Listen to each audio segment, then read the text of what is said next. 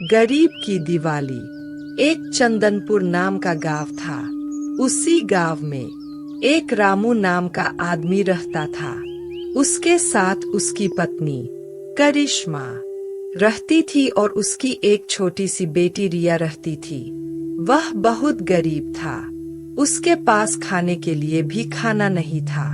एक दिन उसकी पत्नी बोली, अजी दिवाली आने वाली है।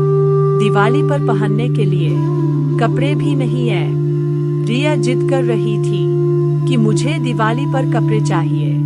फिर मैं कह दी रिया से, चलो बेटा पापा से बात करूंगी। अजी बताइए कि कपड़े दिलाएंगे रिया को ना।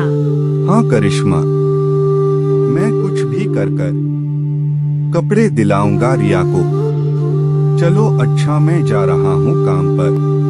इतना बोला चल दिया काम करने।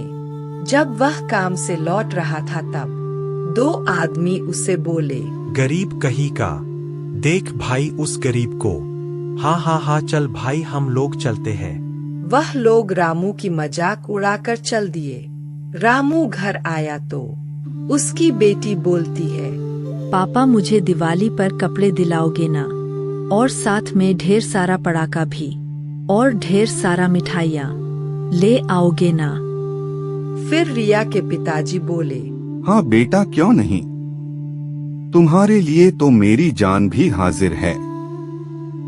चलो अच्छा बेटा तुम खेलो, मैं अभी आ रहा हूँ नदी से। फिर इतना बोला और चल दिया नदी की ओर।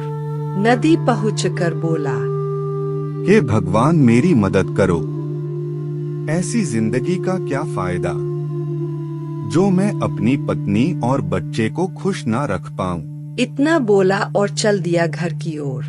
घर पहुंचकर खाना खाया और सो गया। 2-3 दिन बीत गए इसी तरह। एक रात रिया रामू से बोली, पिताजी कल दिवाली है, कल बहुत सारा पटाखे बजाएंगे और मिठाइयाँ भी खाएंगे। तभी रामू बोलता है, हाँ बेटा सब कुछ आएगा, चलो अच्छा सो जाओ। इतना बोला रात को बाहर निकल गया। फिर एक आदमी से बोला, भैया मुझे कोई काम दे दीजिए, मैं सब कर लूंगा। फिर रामू को बड़ी बड़ी बोरियां उठानी पड़ी। पूरी रात काम करने के बाद सुबह रामू पैसे के लिए उस आदमी के लग गया और बोला, भैया आपका काम पूरा हो गया, लाइए पैसे दीजिए।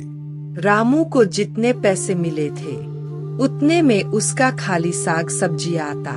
परंतु रामू एक सेठ के लग गया जो बहुत अमीर था और सेठ से बोला, सेठ साहब मुझे कुछ पैसे दे दीजिए ताकि मैं अपने परिवार को इस दिवाली पर खुश देख सकूं। सेठ बहुत ईमानदार था और दिल का बहुत अच्छा था, इसलिए कुछ पैसे दे देता है रामू को। शाम होता है तो रामू की पत्नी और रिया, वह तीनों खुशी से दिवाली मनाते हैं और यह कहानी इसी पर खत्म होती है। अगर कहानी अच्छी लगी हो तो मेरे चैनल को सब्सक्राइब कीजिए। ऐसी कहानी मैं आपको देती रहूंगी। धन्यवाद। जय श्री राम।